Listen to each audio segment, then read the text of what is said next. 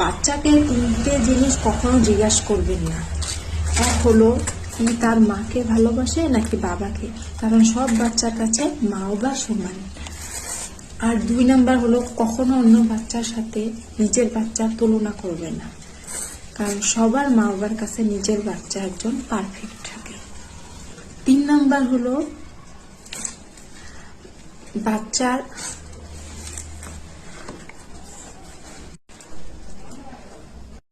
বাচ্চাকে কখনো যত দুষ্টামি কখনো গালাগালি করবে না, কারণ সব বাচ্চারাই দুষ্টুমি করে, কিন্তু ভালো করে বুঝাই দিতে লাগে।